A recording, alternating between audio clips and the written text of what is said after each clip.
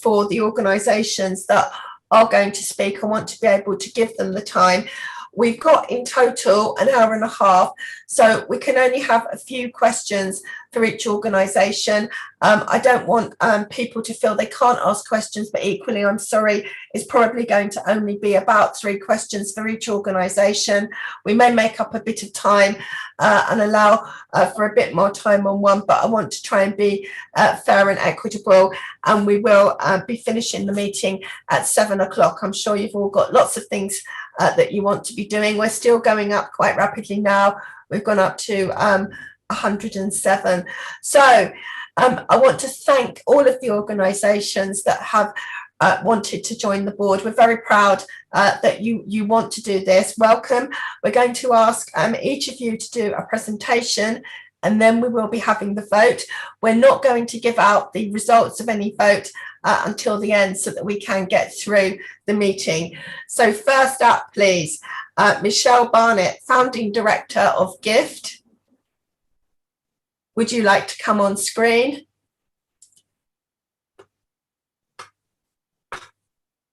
Hello, thank you so much. Lovely to be here. It's a real honour. I really, really appreciate it.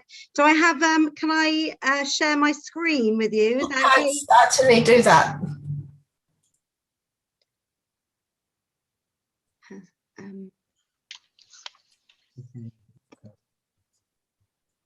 I think you need to make me co-host. We're just making you co-host so you can share your screen. Thank you so much, Lauren. Thank you. Oh, Judy.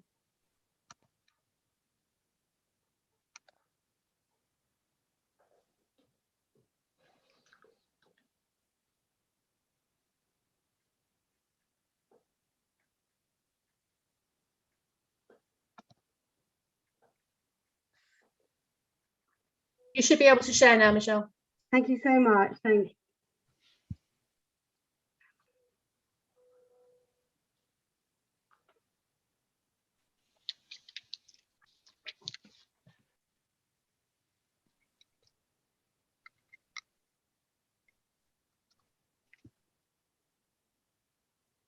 Oh, just bear with me 1 minute, please. Thank you.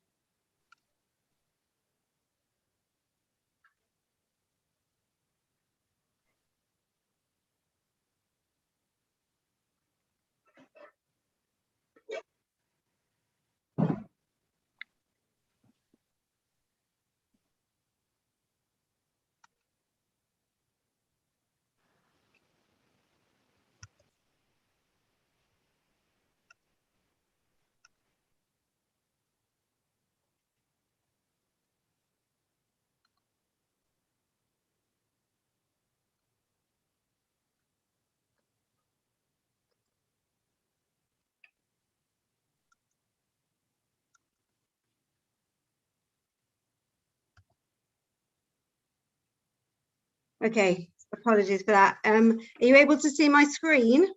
Yes, we can. Fantastic. Okay, I'll try and whiz through. GIFT started 18 years ago. I had the privilege of starting GIFT together with our co-founder, Rabbi Naftali Schiff. The purpose and the mission of GIFT is to develop a giving mindset and lifestyle through education and volunteering. We wanted to inspire, especially the younger generation, to be givers. We kind of felt that if we can create a more giving society, then everybody would benefit. Charities would benefit, the community would benefit, and we would benefit as people.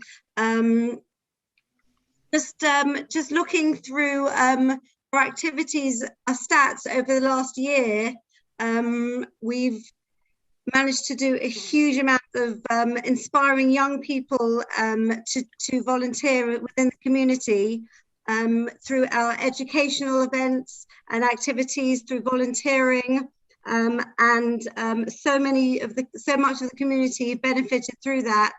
In terms of food packages, our food bank, we've given out hundreds of thousands of food packages over the last year.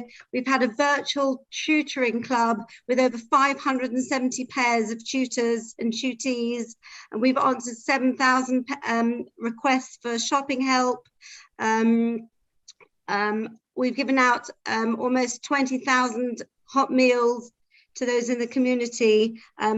I won't, and just picking out a few of these other initiatives, we've managed to distribute over 85,000 pounds of broken bikes that we got fixed, and laptops and iPads to those in the community. In terms of community support, we're helping out over 1,000 people within the community. Our referrals jumped up over 40% during COVID. We get referrals from across the community: Jewish Women's Aid, Jamie, Jewish Blind and Disabled. Not all of our families are Jewish, but predominantly they are. I've covered this, and other initiatives we launched especially during COVID, was Cards of Care, inspiring young people to be out there doing what they can to be more giving during COVID, but at any time in their life. Go into schools and inspire young people to be more giving through our giving initiatives. We have B'nai Mitzvah coordinators, educational activities throughout primary schools, secondary schools, young professionals, and in the community. And we have summer camps, YP initiatives, food poverty, immersive experiences, B'nai Mitzvah experiences.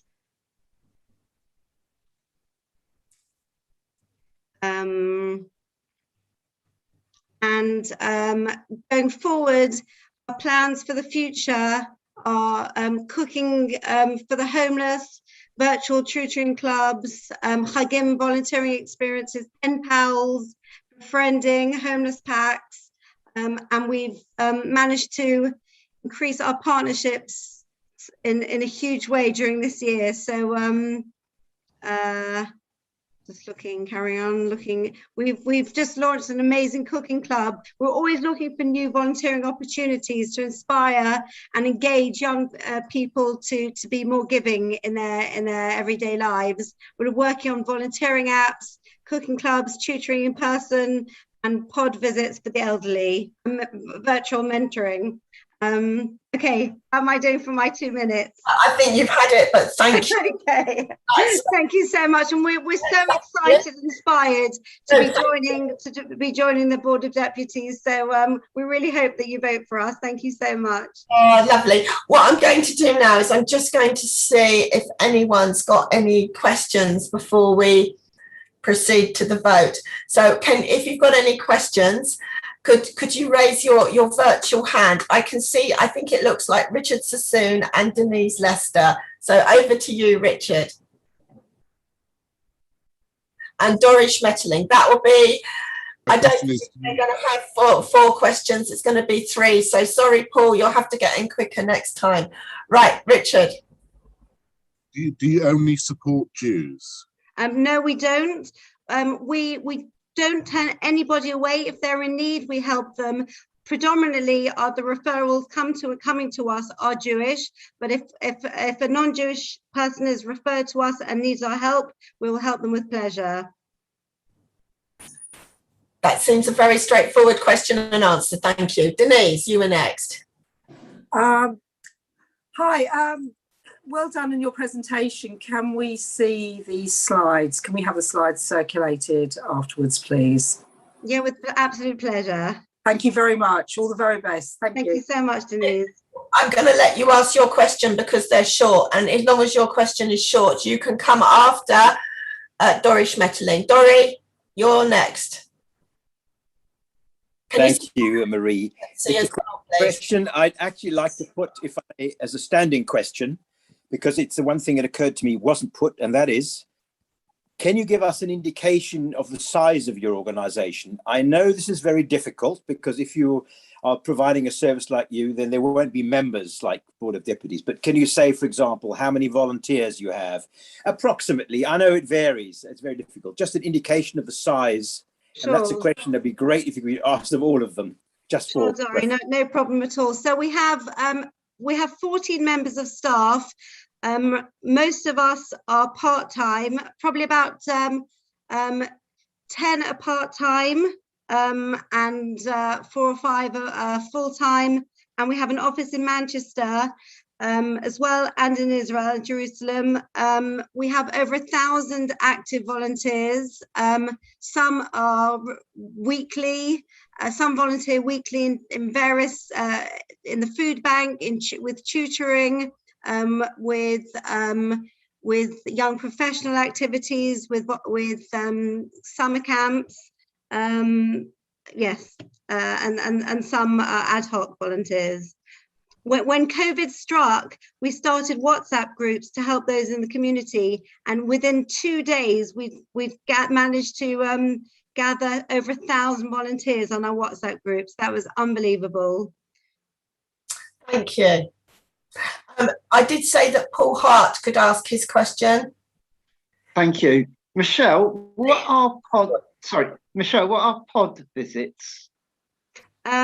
So when things hadn't quite opened up properly, we were visiting the elderly, maybe on their doorsteps or in a certain or in their garden, maybe not going into their homes yet. And we have a lot of requests for elderly support for the elderly, people who are alone, who are isolating, who are vulnerable. So they're just kind of more visiting elderly people in a safer way. I'm going to let Linda up, but Linda's got to put her camera on. It's only on the basis it's very short, because we have to move on. And can people please say their constituency? Right, Linda, if you put your camera on and you give us your constituency, otherwise we'll have to move on. Right, okay, I'm really sorry. We're not hearing from Linda. I'm sorry, David, I'm not taking any more questions on this one because time's up. You'll have to get in quicker next time. Thank you very much for your presentation and all the good work you're doing. Could we please, deputies, have the vote on screen? We will need a few seconds to get the under 35 observers, apologies to you, into the waiting room.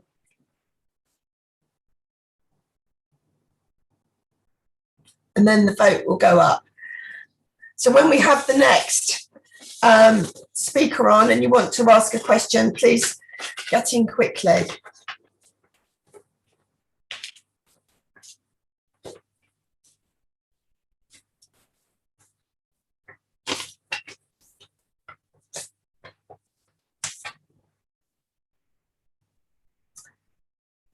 Can Lauren or Judy let me know how we're doing?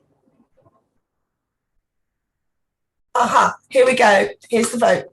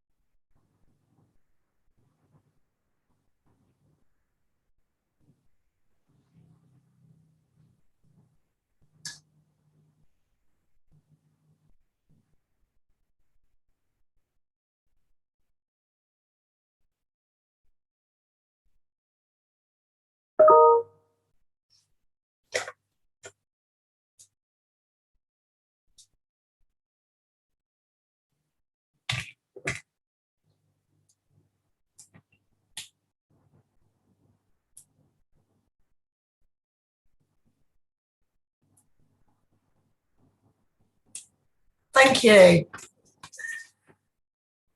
Right, you'll have to get in quick if you want questions. Morris has already got his hand up before the presentation. So Paul, if you want to ask the question, you need to be quick. Right, the next presentation, please, is going to be for JCOR, which is the Jewish Council for Racial Equality. The presentation is going to be from Adam Rose, the chair. I did say there were going to be 3 people who can ask a question. If the questions are very short, we can fit more people in, and if not, then I'm very sorry, we won't be able to. I'm going to give some priority to some people that we've not seen before, to give them a chance. Martin, and can you please give your constituency when you ask your question? Martin Raven, over to you. Marie, I think Adam needs to present first. Do you know something? I'm terribly sorry. You do indeed. Absolutely. Please forgive me. Adam, over to you. Marie, thank you. Martin, Thanks, Marie, and hello, everyone. JCOR, the Jewish Council for Racial Equality, was set up over 40 years ago. It's a registered charity which today does 2 main things. First, it campaigns for and educates about good race relations between Jews and people of other communities, and in both directions, for those groups that are suffering from race discrimination and for the rights of refugees and asylum seekers in the UK. And second, it runs programs for refugees and asylum seekers. In particular, I would highlight its 2 main current programs. First, JUMP, JCOR's Unaccompanied Minors program, which puts together adult volunteer befrienders and youngsters who have somehow ended up in the UK with no family. The JUMP befriender is very often the only volunteer who connects on a regular basis with that youngster. Our other main project at the moment is our Refugee Doctors project, which connects an NHS medical practitioner of whatever description with a refugee doctor to help mentor them through to achieve whatever they usefully can with their skills. JCOR was, in fact, for many years a member of the board, and it wants to play a role in helping the board continue its excellent work around issues of race and refugee rights. JCOR brings the Jewish experience of refuge and race to the wider society in which the British Jewish community plays our part, and is a recognised body from whom those outside our own community often seek the Jewish community's input. We worked regularly with the board and the CST, with rabbis across all denominations, and with Jewish schools and Jewish assemblies and JSOCs. Recent events have included a training session with UJS on the role of Jews in the American civil rights movement, anti-apartheid, and UK anti-racism movements, and with JW3 on anti-racism, and at Jewish Book Week. The Jewish lived experience of arriving in the UK alone and in need inspires us to close that circle by giving out support to new refugees. My personal story of one grandmother arriving in London as an orphan in 1924 from Poland, and of the other being descended from victims of the Inquisition, inspires me to speak out on race and refugee issues. I imagine many of you have similar stories to tell and to share those learnings. JCOR brings a strong Jewish voice to that table. By speaking up against racism and for the human rights of those who have followed in our community's footsteps, JCOR represents a strand of our communal experience, which I hope you will all wish to support in our application to rejoin the board. Thank you. Thank you. So I do apologise. Martin, over to you. Please say your constituency. The quicker the questions, the more of you that can ask. Martin. Thank you, Marie. Can you hear me? We can hear you. Thank you. Many thanks, and thanks to Adam for giving the presentation. I was going to say that I was hoping to hear it before I spoke. I'm from Wimbledon. I think it shows on the screen, should show Wimbledon Synagogue. We had a very successful refugee program with Syrians who we welcomed a couple of years ago. I just wanted to make a generic question, which is relevant to all the applications, which is, you said, Adam, that you're a member of you're registered with the Charities Commission. Do you also have a governance structure which is set out on paper? Yes, well, our constitution and everything is with the Charity Commission and filed there. We have a board of trustees that is elected on a reasonably regular basis. People sit terms of office which are renewable, and we have a chair of the board, which currently is me. Right, thank you. Right, I'm going to try and fit in questions from what I think may be different points of view, because you can't all ask questions. Okay, Rick Cooper, ask your question.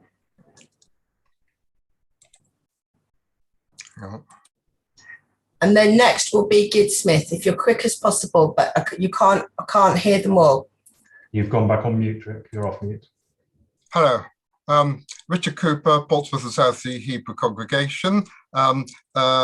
You've already indicated that your organisation does not support the IHRA definition of anti-Semitism.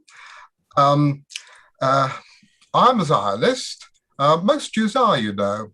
If you look at the board's constitution, paragraph 3 uses the word Jew, Jew, Jew. It's all about supporting Jews, helping Jews, and supporting and helping Israel. What can you say to convince me that your organisation, some members of which were involved in the notorious saying Kaddish for Hamas terrorists in May 2018, what can you say to convince me that your organisation does not, in fact, give help and comfort to the enemies of the Jewish people and of Israel? Yeah, I don't know on what basis you say we don't support the IRA definition. We just have never discussed it, along with various other things that we have never discussed. So I would take objection to that statement. As an organisation, we bring a Jewish voice to issues of race, issues of refugee, and issues of asylum.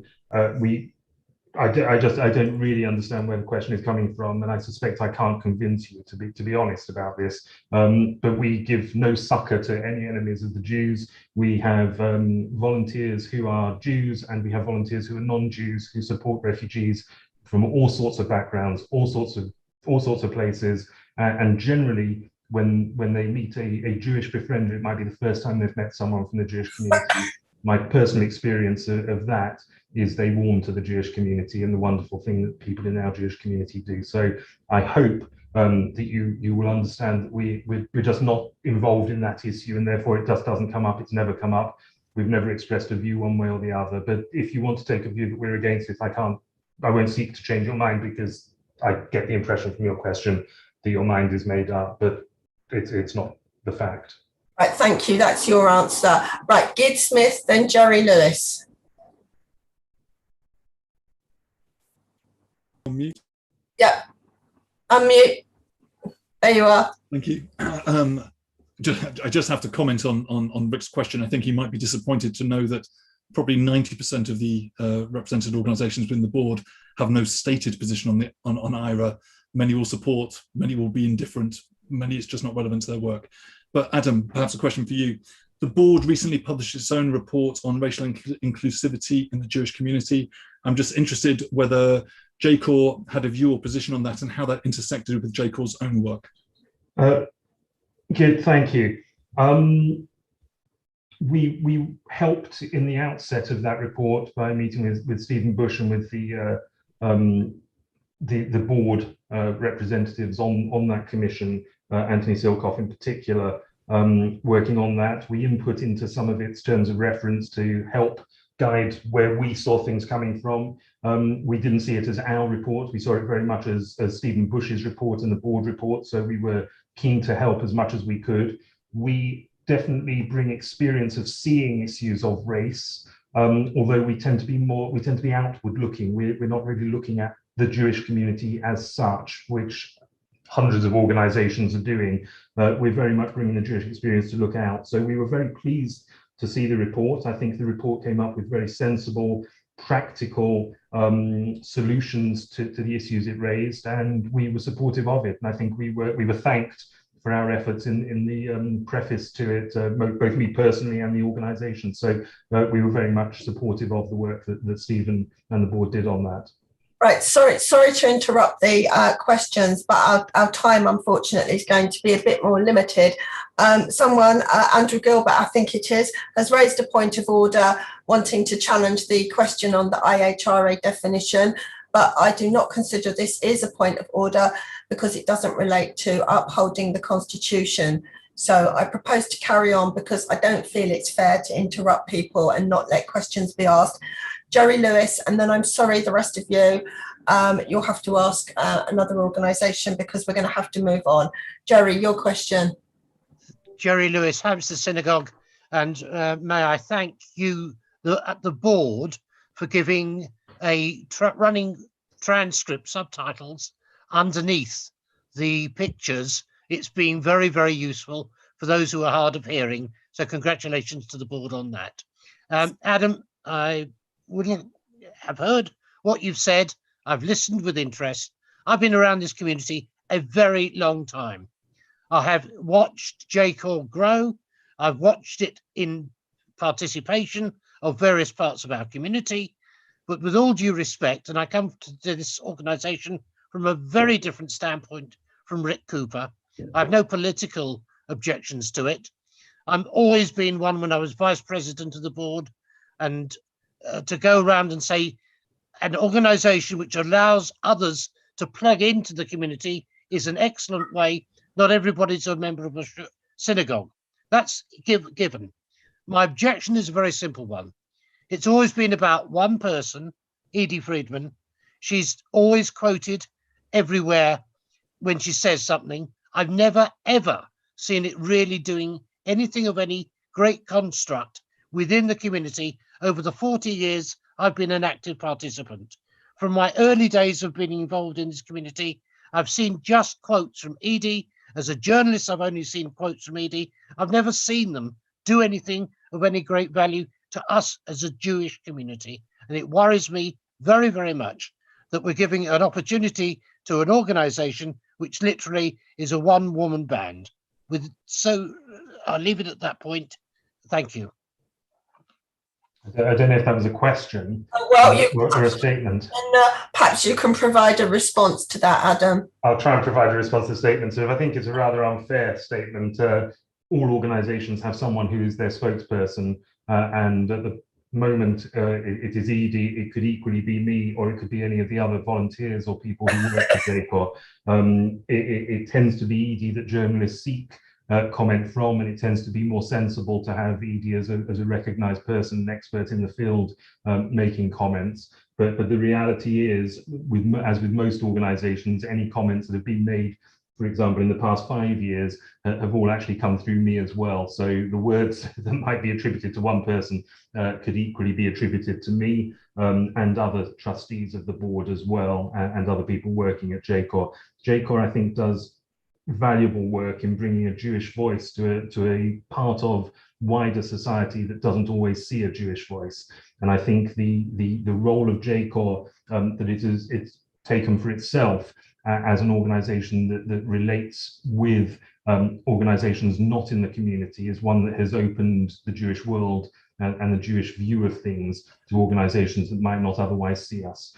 Within the Jewish community, we give volunteering opportunities for befrienders who wouldn't otherwise necessarily feel totally comfortable in some of the other wider refugee organisations because there isn't a Jewish presence there. And I think it would be, I just think it's a rather unfair view, Jerry, I'm afraid, to say that we achieve nothing. I think any organisation that does the kind of thing that we do will only see small incremental change. It's very difficult. It's not particularly popular issues dealing with racism and refugee and asylum issues, but it's something that I think most of the Jewish community does actually recognise from the lived experience and would want to support. So I can't answer your question any better than that, and I hope that does give you some answer. Right, Josh, you kept your initiative by keeping your hand up. I'm only going to allow a very short question, please. Hi, thank you, Adam, for coming to speak to us today. In March 2018, thousands of members of our community and many deputies present today all descended on Parliament Square to ring the alarm bells on the state of anti-Semitism under Jeremy Corbyn and in this society in general. On the sidelines, there was a counter-protest by JVL and many other anti-Semitic cranks, notorious Glyn Saka, Naomi Idrisi. One member of that counter-protest was a member of your staff at the time. You continue to employ him even after he went on from doing that to arrange Kaddish for Hamas only a month later while under your employment, and then founded another anti-Zionist organization straight after that. You just said that you don't suffer any Jew bashers, but your organization continued to employ him even while your staff member became a chief apologist for Jeremy Corbyn and appeared in his propaganda messages addressed to our community.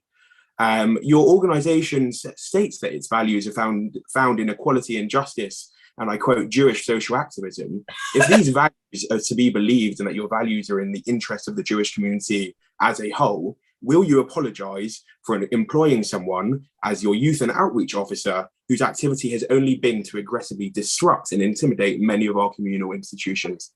You're going to leave it there because I said a short question and you've made a statement. Adam, do you want to do a short reply? Yeah, I will reply shortly.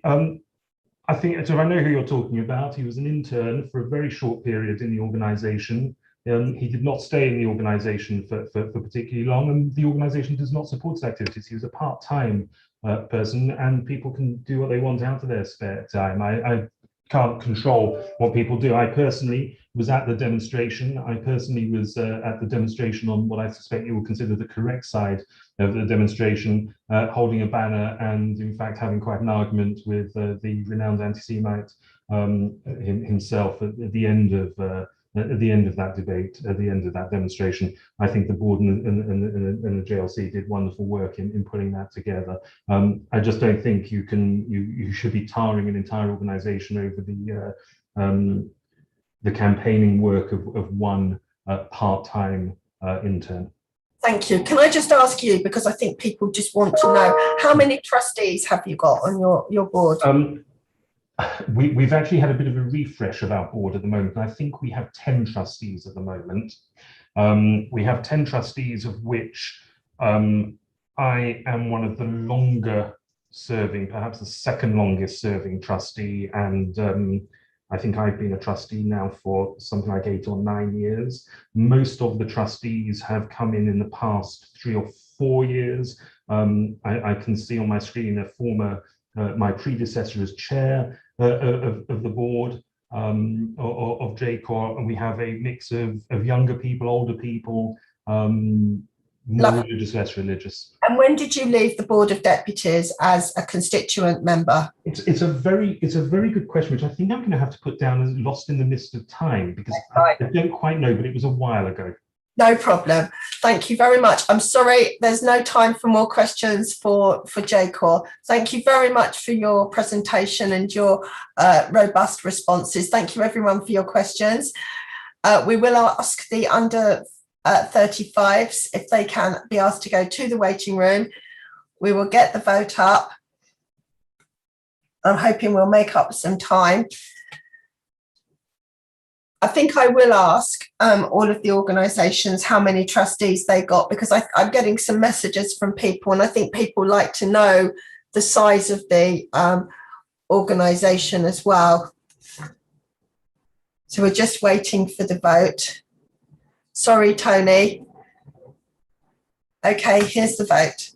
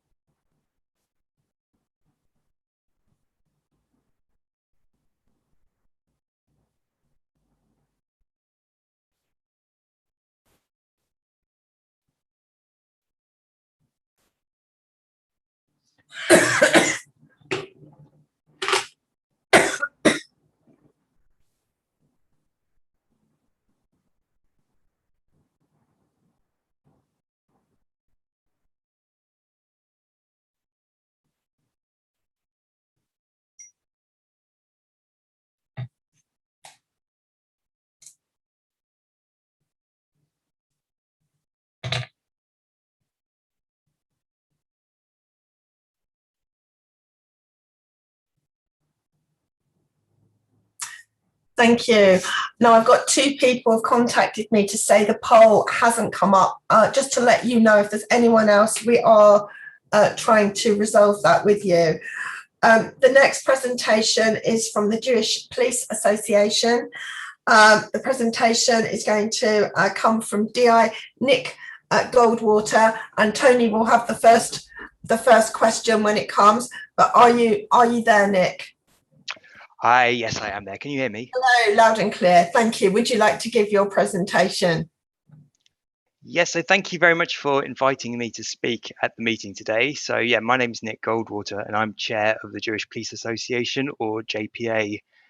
So I'm a serving police officer. I've been in the Metropolitan Police Service for 15 years, and my day job at the moment is as a detective inspector working in the Criminal Investigations Department over in Lambeth and Southwark. But talking about the JPA is a staff support network for Jewish officers and police staff. We were founded about 20 years ago, and we've got approximately 150 members. And as you can imagine, the majority of those members are in the Metropolitan Police Service in London, but we do have members all across the country. We're an active association. Everyone who takes part is doing it on a voluntary basis, and they have their own particular day job within the police. But our aims and objectives are primarily to provide a network of support and advice to Jewish personnel within the police service, to promote knowledge and understanding of the Jewish faith within the police service, and to actively promote the police service as an employer of choice for the Jewish community. I mean, like I said, we got approximately 150 members, but that number is ever increasing as more and more young Jewish people join the police, or indeed people who've been in the police for a bit longer find out a bit more about what we do and decide they want to be a part of that. I've mentioned what the aims and objectives are. It's all done on a voluntary basis in addition to the day job. If I just go through some of those aims one by one, in terms of supporting staff, one of the things that we particularly do is when we have new staff who join the police and they want to take time off over the Sabbath or religious festivals, we'll provide advice and support to them for applying for flexible working. We've one of the things we'll do very much is assist departments and investigation teams throughout the police service, whether that's in London or outside of London, with any issue which affects the Jewish community. And people will often come to us for advice and support. So earlier in the year, when there was the surge in anti-Semitism around London, and there were regular protests taking place, we worked alongside our Public Order Command, the Community Security Trust, and we provided advice and guidance to policing in both London and around the country on identifying anti-Semitism at public protests. And we've assisted numerous investigations, and one notable one which we took part in last year was working alongside our sexual exploitation team on a investigation where we worked with them and introduced them to a number of community partners, including the Pages. And we did that so that we could work with them to promote some ongoing educational engagement work. We do a lot of work to promote policing as a career of choice. We'll have people go to school assemblies and career days, and we've also worked with ORT, the charity ORT, on their Jump program, which is there to mentor Jewish sixth formers who are interested in a career in their future careers. And in our case, we have about 6 people a year mentoring people who might be interested in policing. And throughout the year, we have various events. Our most notable one is our Holocaust Memorial Day, which is an annual event. We organise that on behalf of the police service. Another event we have is our annual Hanukkah party. But when we organise an event, it's not for Jewish police officers and police staff, or should I say, it's not just for police officers and police staff. We open our invitation to people, well, our community partners, but also just anyone within the police service who's interested in taking part in those events to find out more about the religion, more about what we do. And it's a great way of promoting knowledge and understanding of the police service. We are a key staff support network within the police service. We regularly get consulted by policing colleagues nationally. And we very much hope to join the Board of Deputies so we can continue promoting partnership working between the board and the members and also the police service. Thank you.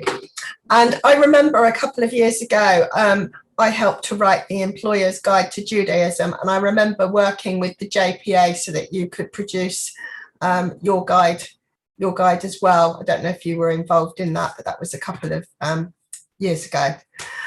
Right, we've got some questions. Thank you very much. Tony Leafer isn't there. So Joy, I'm going to ask Joy first because you wanted to ask. Then it will be Vicky Harris and then Deanna Levine. And I think that will be all of the questions, probably.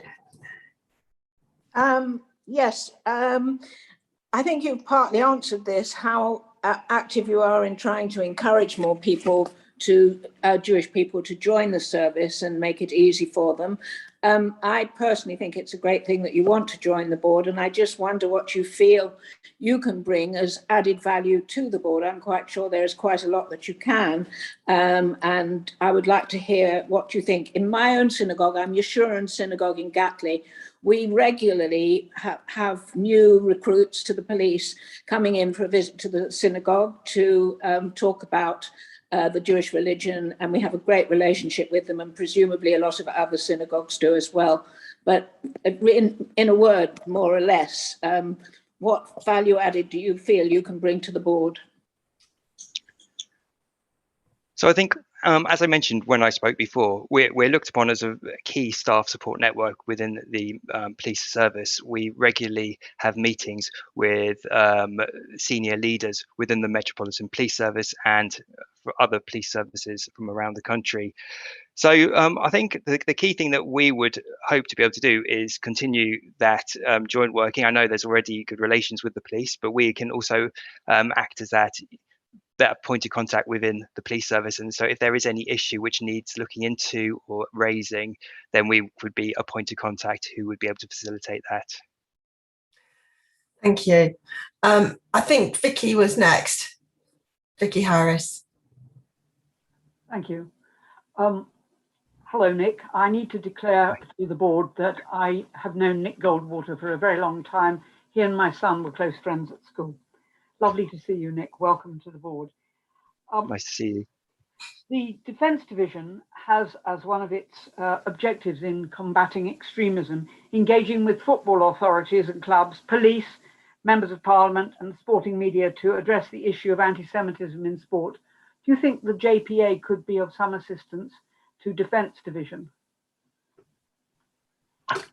Yes, I mean, very much so. I think it would be very useful to, on the basis that we are voted in, it would be very helpful to speak and in more detail about this to see what we can do and how we can help. Thank you. The last question is going to be, from Deanna Levine, and Joy Wolf, you might want to just turn your camera off. Deanna. Thank you, Marie. Well, Nick, that was a very interesting talk. I thoroughly enjoyed it. I'd just like to ask you one question. And that was, I'm wondering what the response would be, because it's quite a common problem, generally speaking, of the, quote, employer to requests for time off, whether it's Shabbos or Yom Tov, whether, for example, it has to be taken out of the leave, the annual leave that a policeman has. Now, it sounds as if you've done quite a lot of work on this.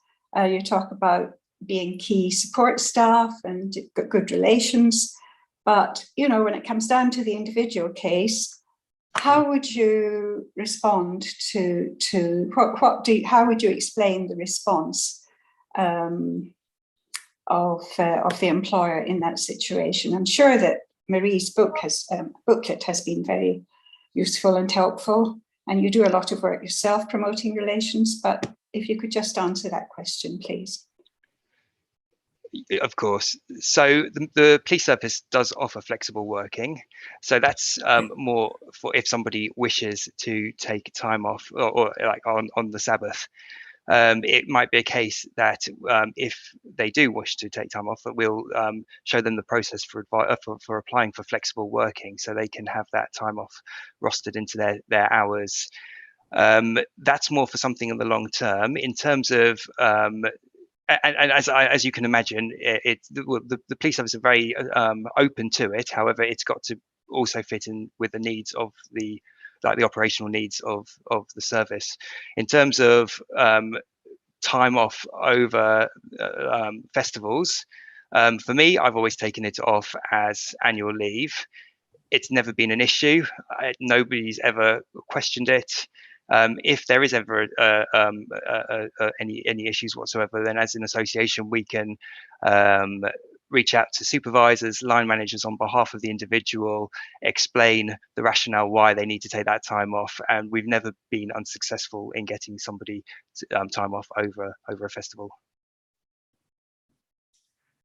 I think you've got to look at each situation, Diana, as well on its own facts. That if, for example, there was a murder scene or something, it's going to be very difficult to tell people they can have time off if there isn't sufficient cover. But I think the question was answered well. Thank you very much. Thank you. Can I just ask, how many members have you got in the Jewish Police Association? Do you know? It's very difficult to say. I would say we've got probably about 150. We've got well over 200 people on our mailing list. Yes,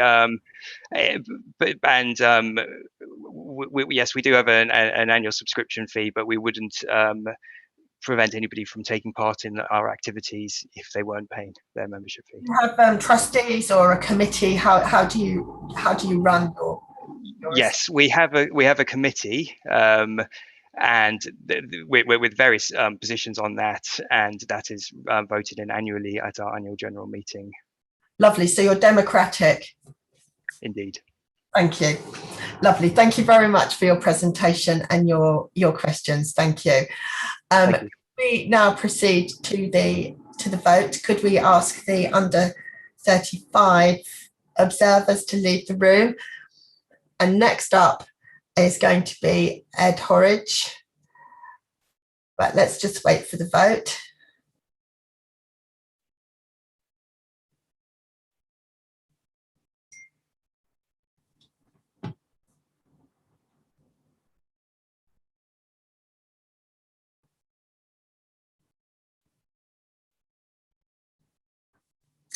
Okay, the vote's there.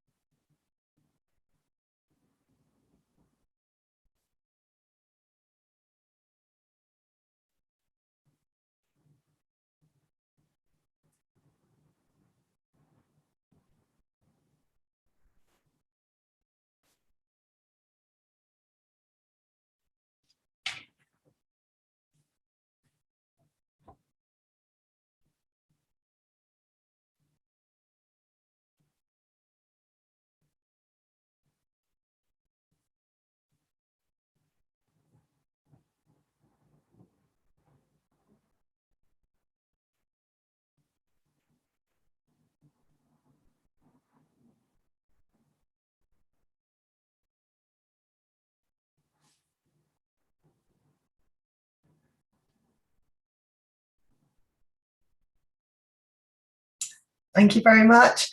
Sid's already got his hand up. I don't know if it's for a question or if he meant to do this. Could we now please welcome Ed Horridge from the Jewish Small Communities Network? And I will say that the board has worked very closely with Ed through the whole of the pandemic. We have monthly meetings with the presidents of the rep councils. And that's where, just for being transparent, I have had a regular dialogue with Ed. Ed, over to you. Well, thank you very much, Marie, and good evening, everybody. Thank you for the invitation. Jewish Small Communities Network is a registered charity. It started in 2003 as just a tiny little project and has just grown through demand to the point where we had to become a registered charity. There wasn't much choice except to pull the plug. We serve 55,000 Jewish people living in or proximate to 100 communities spread across 72 towns across the whole of the British Isles. And JSCN works across the whole Jewish spectrum, from the Haredim all the way through to somebody who just would wish to buy a bagel one day. As director of JSCN, I create, manage and deliver programs around community resilience and engagement, both within communities and between them and the wider community, which includes statutory and political bodies and volunteer organizations. And this also includes fostering understanding around issues of Jewish heritage and how that affects Jews today. And within that, combating anti-Semitism as well. JSCN also works frequently with the board, and thank you for mentioning it, Marie. And one of the things that we've been working with the board for quite a number of years now is their seminars that they put on for local councillors, highlighting the needs and relationships with the Jewish community across the country. Since the start of lockdown, we have held meetings for leaders of small communities every single week, sharing information and support about COVID, helping collect data for the board, but also bringing them, the leaders, into contact with many leading people such as Mark Regev, former ambassador, Omer Yankelevich, the minister for the diaspora until recently, but also leaders from people like the board and the JLC and a number of other Jewish institutions in this country, but not least from organizations that can help across Europe and from leaders similar to them across Europe as well, so from small communities across Europe. One of our key areas is to raise awareness of that Jewish footprint beyond the cosmopolitan areas. And as such, in the last year, we've produced our Connecting Small Histories book as a heritage project, which has been researched by our volunteers in collaboration with Swansea University. In it, I revealed many stories about Jewish involvement with local communities across the country, and this includes the story of Meyer Jacobs, who was the Jewish mayor of Taunton in 1870s. His mayorship was opposed in some quarters because he was not a God-fearing Christian, but support came for him locally, and news about opposition to him as a Jew was reported as a scandal in newspapers across the world.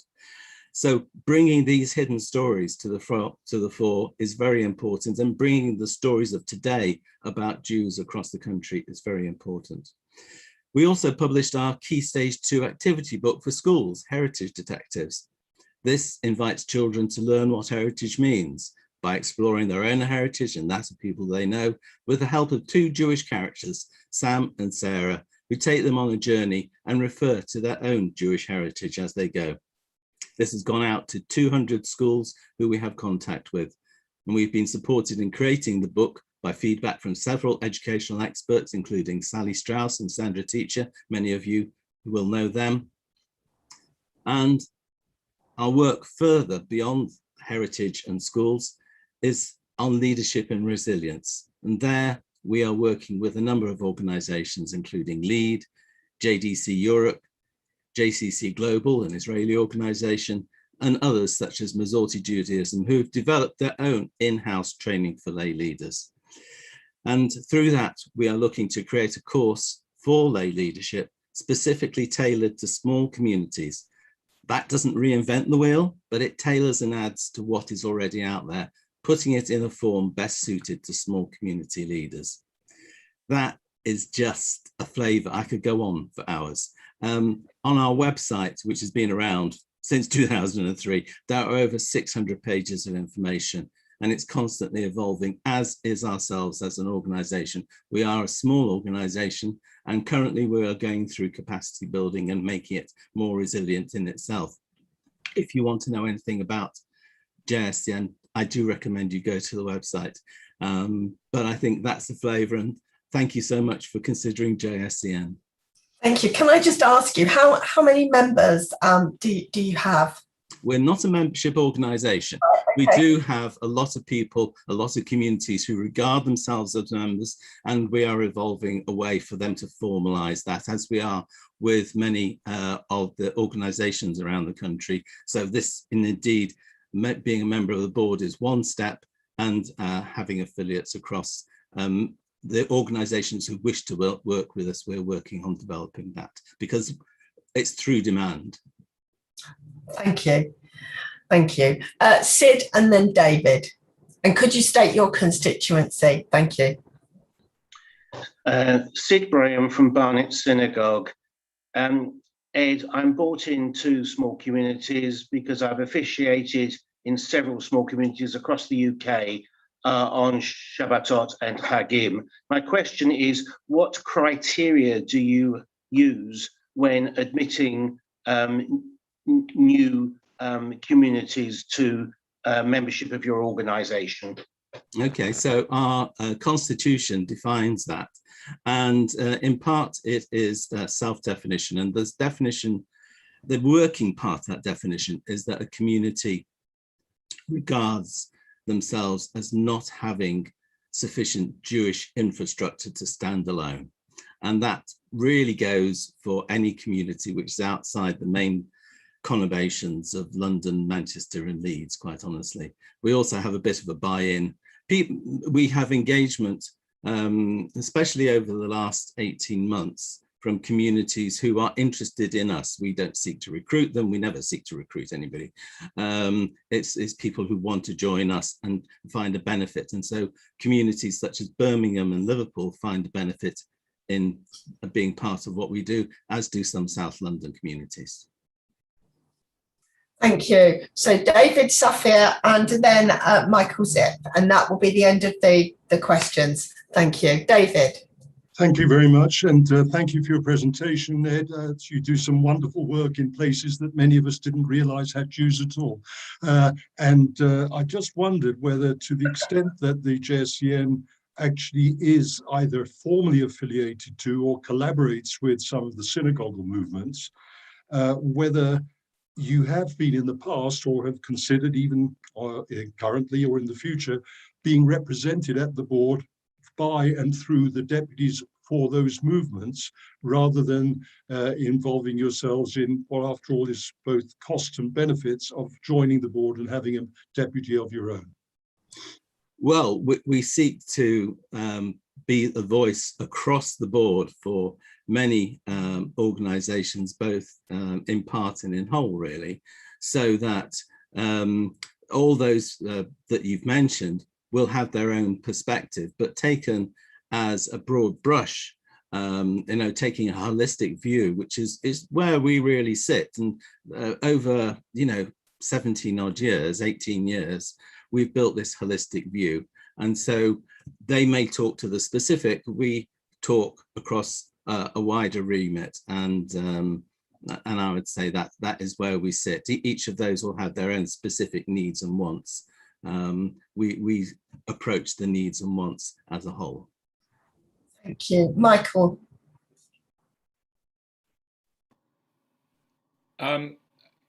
Two questions. Well, first a statement and question. I've worked with the small communities in my previous life before, and it was really a fantastic organisation. So my first question to you is, have your organisation taken over where the UJIA before was handling the small communities, and through those of us who were supporting the small communities? We have a great and growing relationship with UJIA. We also have great relationship. Well, I say great relationship. I have had really good discussions with people like Malcolm Wiseman, who was the Minister for Small Communities, and Elkan Levy, who is currently part of one of our projects, who was also for a smaller number of years as Minister for Small Communities. So we have support from them, and they encourage us, support from many other people. We have support from all the religious streams within Judaism, and you'll be seeing that in one of our projects, our One Shabbat, which comes just before Rosh Hashanah. So does that answer your question? Very much, and it was my next question was going to be about Elkan and Malcolm, so you answered. Really sorry, Michael, I can't give anybody two questions because it wouldn't be fair. And I've now got two other people behind, and we're due to finish in half an hour. I'm really sorry. I'm going to ask you a question. I've been given a couple of people texting me. Do you have a board of trustees? Yes, we do. We have 3 trustees. Yes. Okay, so you're a registered charity. Yes, I said at the top, we're a registered charity. Yeah. You can read all our constitution, etc., on the charity's website.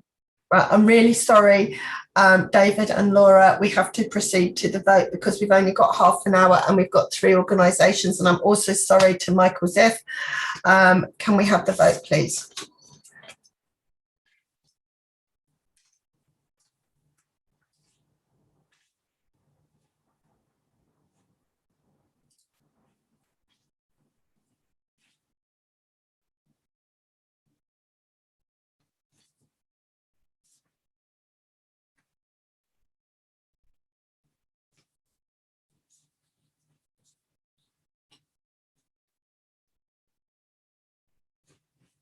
The poll's coming up with no, I've got no poll. I don't know about anyone else. I've got the clock and I can't vote. Don't know if it's just me. Hope it is.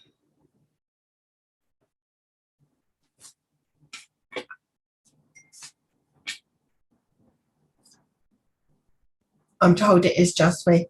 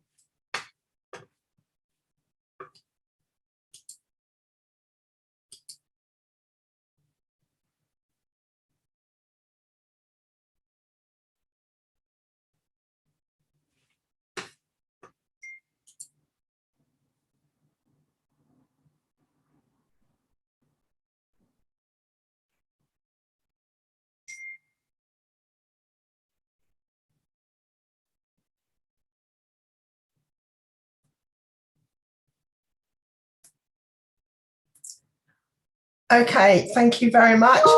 Right, the next presentation, we have to move things along because we've got 3 more to go. Kisharon, can we please welcome Hadassah Kessler, Director of Operations and Development. Thank you, welcome. Hi, thank you so much for having me. It's really wonderful to be here today and to listen to everybody's presentations and hear a little bit more of the board's questions as well, and all the deputies. So Kisharon's a charity that offers education, support, employment and opportunity to children and adults with learning disabilities. Our vision is to see people with learning disabilities and autism live in a world of equal rights and opportunities. And our mission is to realise ambitious and personalised education and support together with the people with learning disabilities and autism, enabling a good life where people are valued contributors within the community. So we were established in 1976. And essentially Kisharon started because there was a teacher who was teaching a small group of young people in a mainstream Jewish school who weren't getting what they needed from the mainstream school. And so with some support from the community, she started her own little school in somebody's dining room, and the organisation grew from there. Thank you. Can you hear me okay now? We can hear you. Yep. Is that better? Yep, we can hear you. Okay, great. Thank you. So she started the organisation in her dining room or in somebody's dining room. And as these young people grew, the organisation grew with them. So from the small children providing school, when they finished school, there were tertiary or further education options. And after that, there were adult day opportunities and residential services. Today, the organisation includes Tough Kid, which is an integrated nursery, which provides support for around 30 children, 10 of whom usually have additional needs or disabilities, and 20 are mainstream children, and that's located in Golders Green. We have a school, although the school sits outside the charity, is a free school, but Tough Kid feeds into the free school, and then the school feeds into our further education option, our Kisharon College, where we work closely with Langdon to provide opportunities for young adults to learn independent living skills and to further their employment prospects as they as they grow into adulthood. Following on from that, we have a day opportunities service, which we're in the process of transforming, which is a community-based option for adults with a variety of needs and includes employment, different kinds of opportunities, community opportunities, volunteering for people with disabilities, and independent living skills and leisure opportunities as well. We have social enterprises, some of you may be familiar with. We have a Kisharon bike shop, we have a gift shop, we have a library that we run on behalf of the local authority, which is almost completely staffed by volunteers, some of whom have disabilities and mental health needs. We have a print shop, and we have some employment hub where we're offering fulfillment and different kinds of opportunities for people, again, with disabilities. And of course, we have an employment service where we support people to travel, train, and to gain skills into mainstream employment as well. And these are people with disabilities and autism who may have quite complex needs, but are able, with our support, to access employment and volunteering in lots of different ways. We also have a supported living service, which offers around about 30 adults the chance of living as independently as possible. They may have 24-hour support in the supported living service, or they may only have 10 or 20 hours of support a week. And we provide really customized, tailored support to them with anything that they choose or that they need, and lots of access to family and friends as well. So we're really a community organisation, and we are very excited at the idea of being part of the board where we can contribute, and the people that we support can contribute to the wonderful work that you do, and you can be involved with us likewise. So. Thank you. The questions, I'm afraid, are going to have to be brief, or we're not going to have time for the last organisation. So I want them to be brief. Priority, please, to go to Harriet. Then I know that Mervyn was not asked the last question, and I don't know if we'll have time for any more questions on this one. Harriet, over to you. Thank you. Hadassah, thanks very much for your presentation. Sounds like you do really important work. I just wanted to ask, was two strands really. One is, are you across the community? Are you sort of situated in a particular part of the community? I have to admit, I haven't heard about you before. And the other thing is whether you have a relationship with Jamie. With Jamie, sorry, did you say? Yeah. Yes. Okay. Great. So I'm really delighted at the opportunity to introduce you to Kisharon, actually. And I'm not sure why you haven't heard about us, but we work across the community. We predominantly are situated in Northwest London, so we are all of our services pretty much are around here. And whilst we were set up as an Orthodox organisation without any particular affiliation, we now really support people across the Jewish spectrum. So if you're Jewish and you need support and you have learning disability or autism, then you're very welcome. Yes, absolutely, we work with Jamie. We cross-refer quite often. There are a lot of parallels and a lot of crossover, although of course learning disability is different to mental health. Autism often overlaps, and often you see people with comorbidities. So I think that we are looking forward to more partnership work in the future with Jamie, and there's some little conversations on the side. Thank you. Thank you, Mervyn. And I'm going to have to restrict us to 2 questions because we're not going to finish otherwise. Mervyn. Thank you very much. Where does your organisation fit in with possibly Camp Simcha? Okay, so Camp Simcha, as far as, I think Camp Simcha would be more qualified to answer that question, but as far as I understand, they support young people who have illness and life-limiting conditions. And whilst there is some crossover, generally people supported by Kisharon aren't ill, they have learning disabilities, so maybe they have some frailties associated with their learning disability, but in the main they will live very long and healthy lives with the right kind of support. So generally speaking, there's not a huge amount of crossover for us.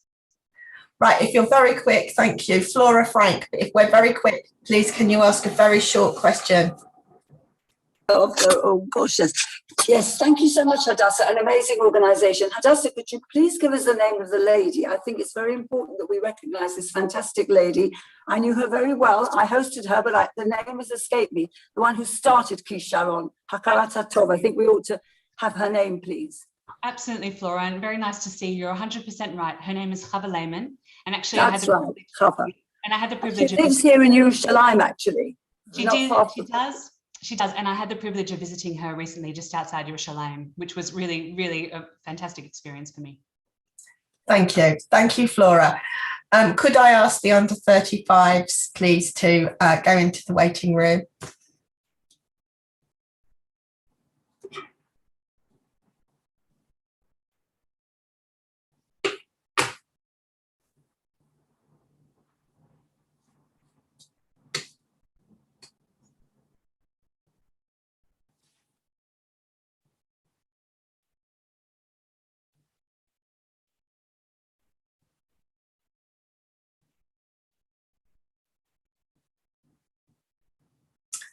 Thank you. I've got the vote up this time.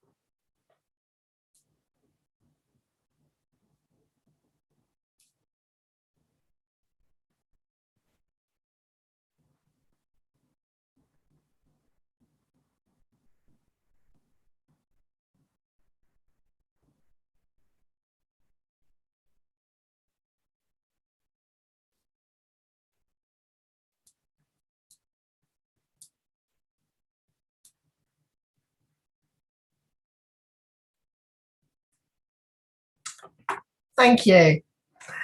Moving now on to our next presentation.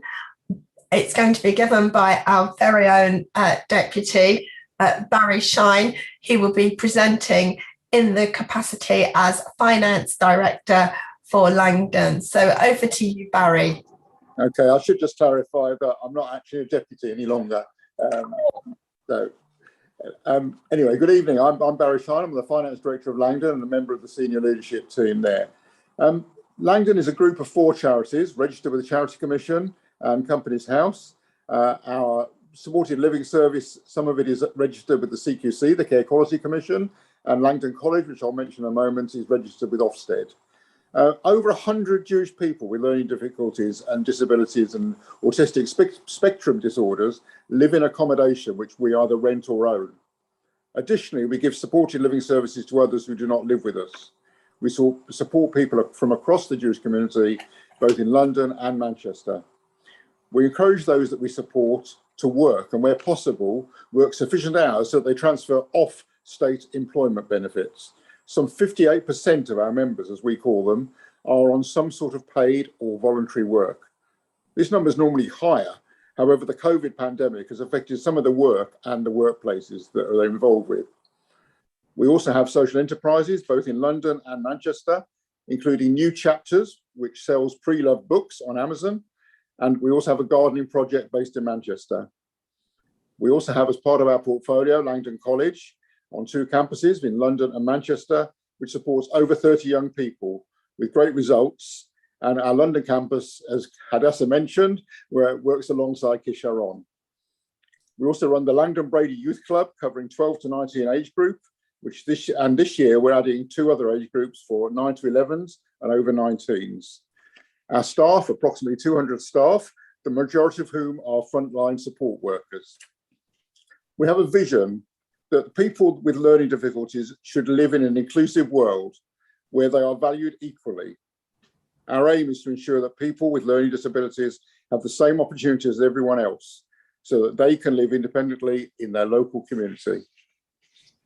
Thank you for listening to us. I'm going to keep it short and cut out a bit of what I was going to say, because I know we're tight for time.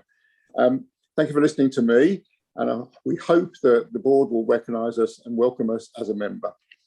Oh, thank you, Barrett. And can I ask how many are on your board of trustees? 11 at the moment on the parent board. Thank you very much. Rob Sassoon. Hello, Rob Sassoon, S&P Sephardi Community. Thank you for your presentation. Quick question for you. Would it be your hope that if you were elected to join the board today, that it would be one of your service users who would be representing you on the board? Yeah, first of all, we've got to wait for that to happen, of course.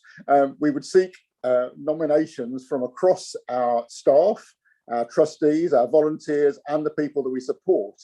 We also recognise, of course, that we're entitled to an under 35 observer, and we'd be seeking that one of our members, as we call them, would perhaps take up that role along with one of the people from the other role. But we wouldn't rule out two service users being the members. And as a quick example of the capabilities that people can get up to, we've got one young man who started off in his employment just doing office filing and shredding for one of the employment supporters. And he's ended up just recently finishing his preliminary accountancy exams, and he's now going on to the full professional exams. And we look at taking people from their level to their level of ability rather than worrying about their disability. Thank you. David Benson. Oh, good evening. Thank you very much for your presentation. It sounds like you've got a very expensive organisation to run. Can you briefly give any details on how you raise your money? Yeah, sure. We did do that for the written questions, but I'll quite happily talk about it. Our income is approximately 80-20, 80% coming from government sources with supported living packages, housing benefit for those that need it, and college support from local and central government. The other 20% we fundraise for, because we offer more than just a simple supported living service. We offer the enhancements of the employment opportunities and the other things I've mentioned in there. So we work actively on encouraging donors across the community. And in fact, one of the benefits we see from being part of the Board of Deputies is that we'll be a little bit better known, because we know that for some people we're a hidden treasure. Thank you for that. Thank you. Right, well, I'm going to ask the under 35 observers if they would kindly go into the waiting room, and we will wait for the poll. And next on is going to be the Zionist Central Council, the ZCC.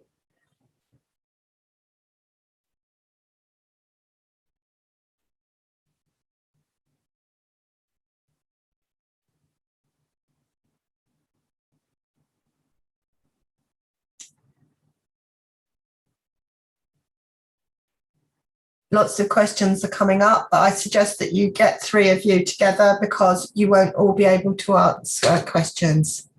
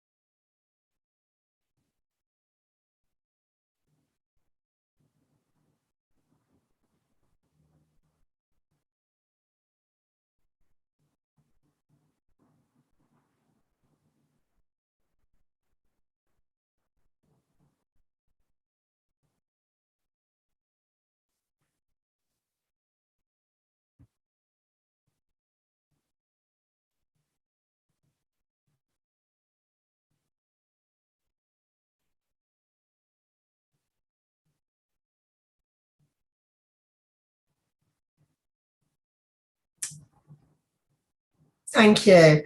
So the presentation by the ZCC is going to be given by David Meehan, and I think the president of the ZCC was also our former deputy, Robert Festenstein. I'm not sure if that's right, but I'm sure David will be able to tell us. Are you there, David?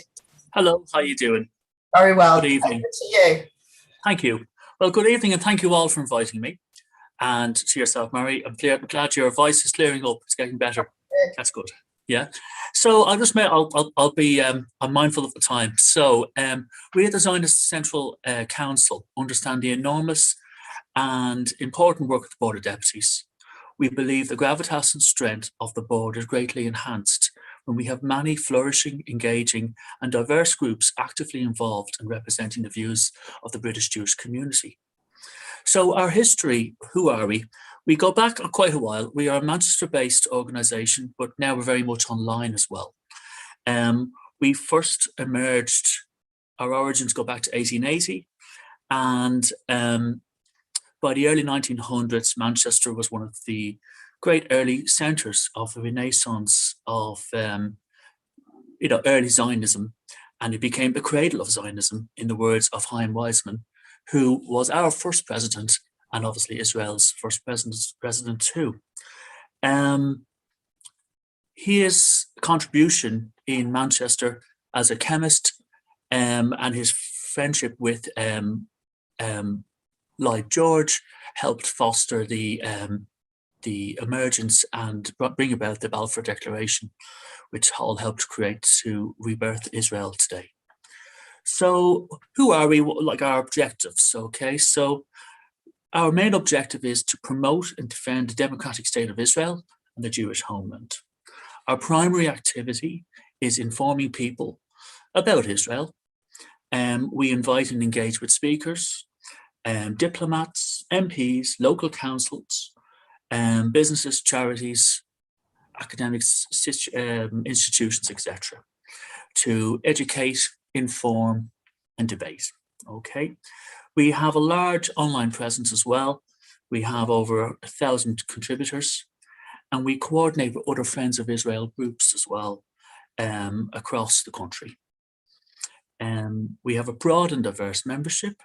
We're inclusive, accepting, and we consider ourselves quite forward-thinking. Our main projects that we're involved in, we engage with public representatives. We bring them in on webinars more recently, rather than obviously with the COVID situation. We had a very good event with Mark Regev last year. I think it was his final engagement with the Jewish community here in the UK, and that was a very large attended webinar that I think was very successful. We've had other people such as Douglas Murray, Tim Marshall, various business people and representatives and Israeli citizens from all over. We actively promote the adoption of the IRHA definition of anti-Semitism. We will work and inform we'll work to inform institutions like universities, art galleries, etc., relating to issues with regards to anti-Zionism and anti-Israel activities. We will promote Israel's contributions to science, technology, healthcare, culture, and its philanthropy across the world. We'll challenge misinformation, anti-Semitism, anti-Zionism, and we do this to help work to protect Jewish groups to feel safe and secure in our society. One of the things we do every year, we're responsible for the annual Greater Manchester Yom HaSamut Israel Independence Day event, where there's a flag raising at Bury Town Hall. So that's what we're involved in day to day. What I would say, the relevance of us will be that, our connection with our ancient past is without doubt as important now as it's ever been. The modern rebirth of Israel is a testament to why Zionism is as relevant today as is our historical, religious, and inherent connections. Israel's success is part of all of our successes. The people of Israel, who have sacrificed so much in their historic efforts. I'm going to have to ask you to wrap your presentation because you've got time. Okay. Sorry. Well, all I will say is, I'll just say, if I may finish, that we want to work very closely with the board. We share your values. We want to promote Israel, and and we think that we can both work very well together to promote and represent the views of all the diverseness of our community. Can I just ask, because I've asked everybody else, how many trustees do you have? We are a non-for-profit organisation, and I believe we have about 9 at the moment.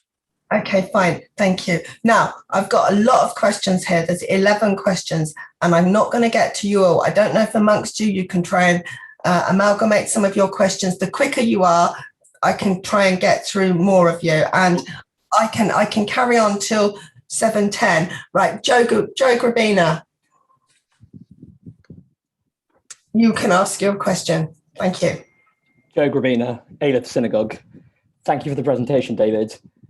I think a lot of people here have been really, really worried, in fact, horrified, to see the recent, videos, but other evidence that we've become aware that I think 2 members of your executive, the person who's on the paperwork for this application, who calls himself the president, has appeared in videos with the right-wing, racist, extremist, xenophobe who goes by Tommy Robinson.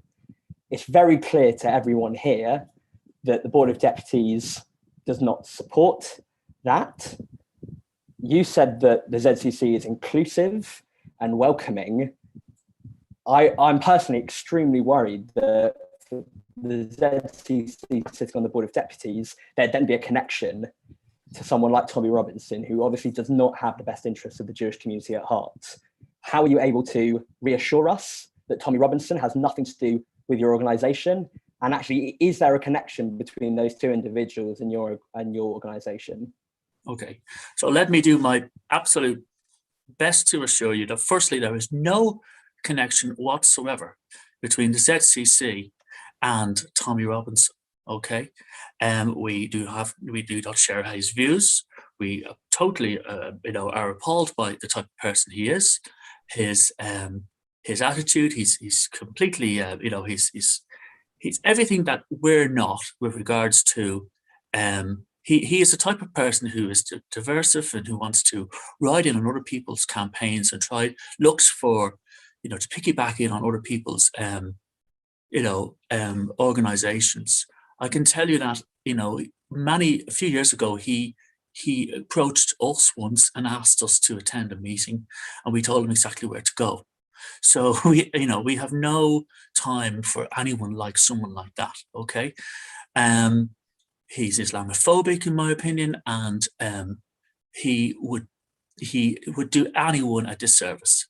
The only thing he claims, I believe, is that he's a friend of Israel. But he would, as I say, do a disservice to all of us being allied to someone such as like that. Thank you. And to address, go ahead, Mary. Yeah.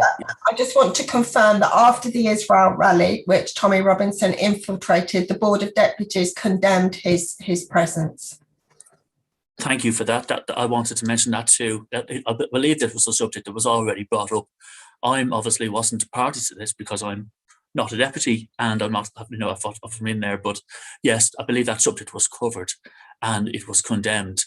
And the ZCC would totally condemn that too and have no, truck with some, would have no association with someone such as that.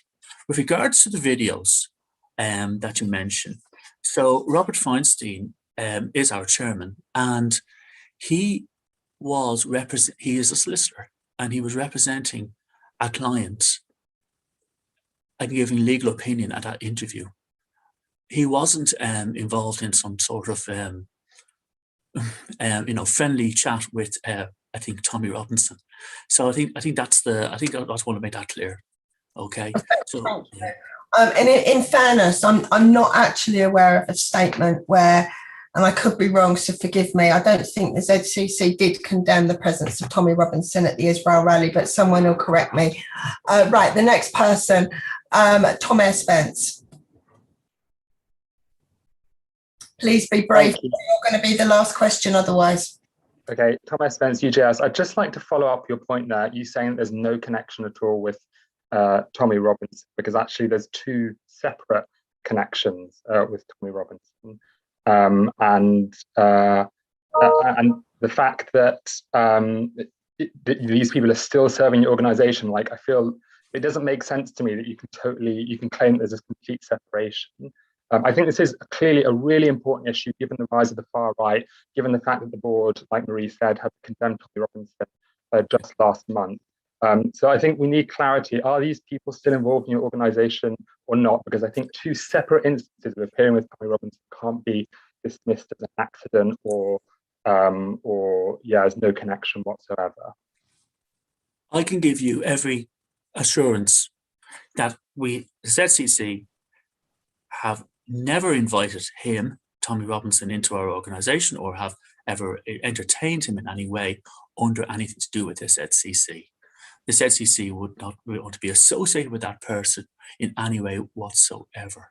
Okay, he might have been involved in an interview with a member of our board, but it wasn't to do anything to do with the ZCC.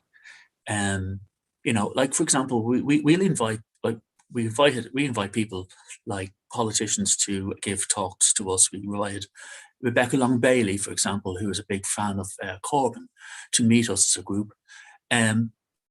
That was to promote debate and open, honest discussion. It wasn't to give her some sort of carte blanche kind of license to show that we have support for her. It was an opportunity of dialogue. But with regard to someone like Tommy Robinson, we wouldn't even, I can honestly say we would probably I don't like using the word, but no platform. But yeah, he would have no platform in our organisation. Thank you. Right, please be very, very brief with your questions. Jess, you're the only woman. Please ask a question, and then Joel Rosen. Hiya, Jess Mandel, the Ark Synagogue, formerly Northern and Pinner Liberal Synagogue. I'll have to skim mine down to very brief. But on your application, you say that our advocacy on many common and important issues of anti-Semitism, religious rights, human and equal rights for women, LGBT freedoms, and Israel's international relations would be strengthened by representation on the Board of Deputies. Can I ask you, when was the last time you undertook any activities? What specific advocacy actions have you taken recently on the above issues, such as equal rights for women and LGBT plus freedoms? Me, myself, being a queer woman, it's a very important thing for me to know. And the events on your page, the events page on your website is empty and you don't seem to send out frequent mailings. Right, that's more than enough for a question. David. So, okay, we haven't, firstly, I'm a bisexual man who's very much involved in the organisation, and you know, so but going back to our what you say with activities, our activities have been more online with regards to the last major big activity we had was the Mark Regev interview and questions and answers. We also have a Facebook group as well. Our website needs some updating.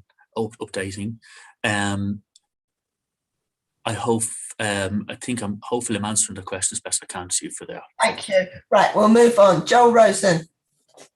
And then James Harris. Right, please be brief. Thank you. I'll be very brief. The written questions appear to have quite a significant inconsistency in terms of whether or not you do or do not have members. So my question is, do you have members? And if so, how many? So what we have is we have an executive board, and we have 7 on that board.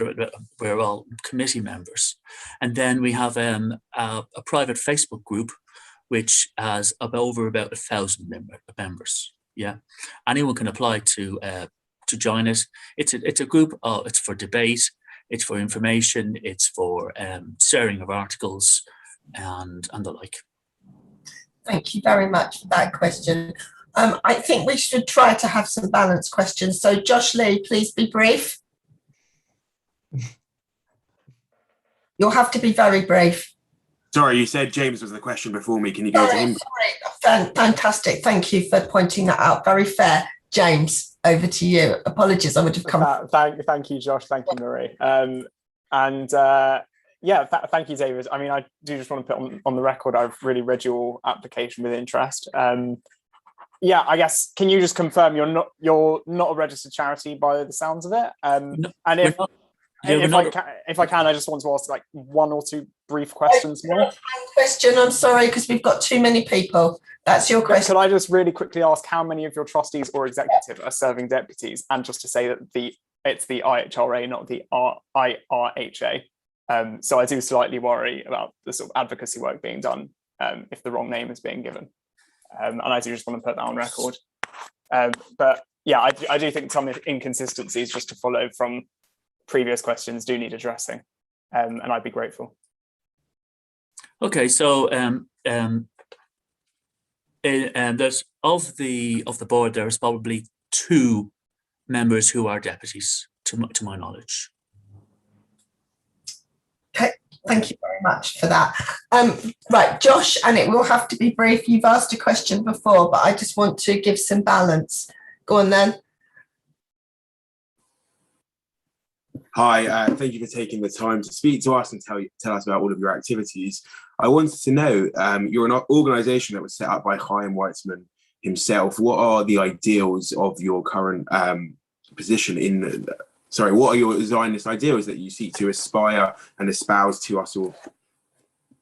Well, we want people to be informed and be proud of their Zionist background and their credentials. You know, I think Zionism and Friends of Israel groups have had a bit of a hard time, and we want to basically promote and give people the tools and language to be able to be proud Zionists, to be able to be Jews and not be worried, or to say that they're not worried about being support of Israel. You know, we know it's not a perfect place. It's a democracy like anywhere else that has its issues, and you know, we believe in a 2-state solution, in peace, cooperation. We see a peace. We would like to see the benefits of a peace dividend in cooperation with Israel's neighbours. It's always worked well for peace with its neighbours, and generally that brings a bit more stability. And, you know, we see that if a political solution can be found to that conflict there, and people can be informed with good information and brought up to date with what's happening there in the conflict, it informs people much more than just the same old arguments have gone on and on forever. Thank you. Let me get one more question. I'm sorry, and I want to let you all ask your questions. It's awful choosing someone, but I'm going to let the under 35 observer, please be very quick. David Maltner, please give your question. And I'm so sorry, Anthony, Martin, Jack and Aaron, I'll remember you for next time. Daniel. Thank you very much. Daniel Maltner, Liberal Jewish Synagogue in London. Can you prove that you are indeed an umbrella organisation of Zionist voices based on previous activities, statements, etc., as stated in your constitution? And how does your organisation differ from? Got to be one question. We've got to finish. Okay. So yes, we are affiliated with the Zionist Federation, but you know, we see ourselves with a common goal with the BOD Constitution. Look at Section 4. It says to take such action that lies within its power to advance Israel's security, welfare, and standing. And that's one of the things that we do. And that's our mandate. And we'd like people to be educated and informed. We want to work with institutions, MPs, and the like to give them the best information we can to keep people informed as best they can. Thank you. That's, I think, a very good point to end. We all want to do the best for Israel. Right, could you please ask the under 35 observers to go into the waiting room? And what's going to happen next is we're going to get the vote up on screen, and then I'm going to ask for all of the votes to be put up. I hope it works seamlessly. And I apologise again to anyone that I've cut short, anyone who I've said only one question. It's very difficult to try and fit everything in. Okay.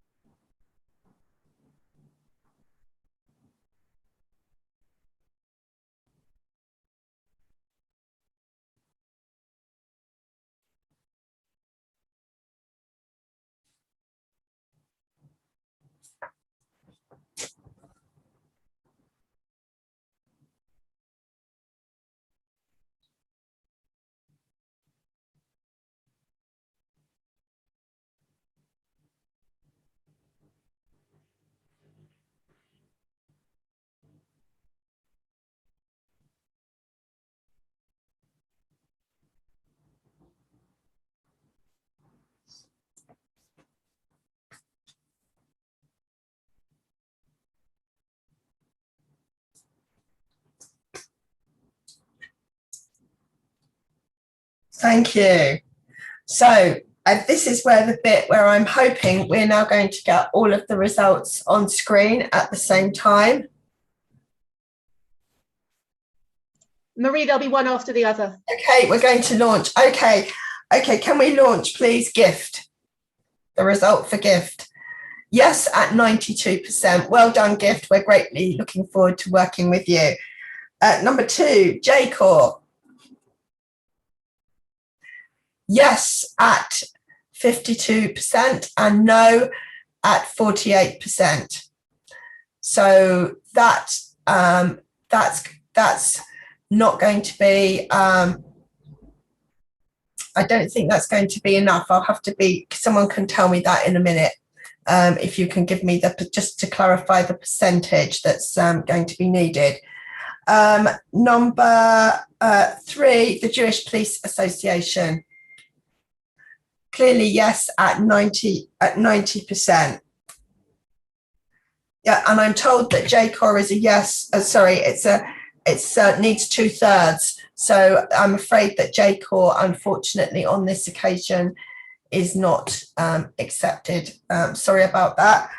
The next one up is the Jewish Small Communities Network. 93% yes. We look forward very much to working with you. Next, Kisharon. 97%. Thank you very much. Also looking forward to working with you. Next, please, Langdon. 97%. Thank you very much. We also look forward to working with you. And next, please, the ZCC.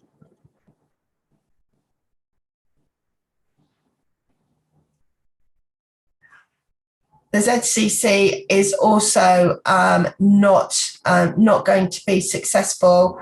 That's clearly not a majority or a supermajority. So I'm very sorry to announce that both the ZCC and JCOR haven't been admitted, and we want to thank both organisations for wanting to join the board, and perhaps we can continue discussions at some point to carry on working with you to see what could be done in the future. Can I thank everybody for coming tonight? Thank you for bearing with me, trying to get through all of this. We worked very hard. Thank you for giving up your free time during the week, and I look forward to seeing all of you soon.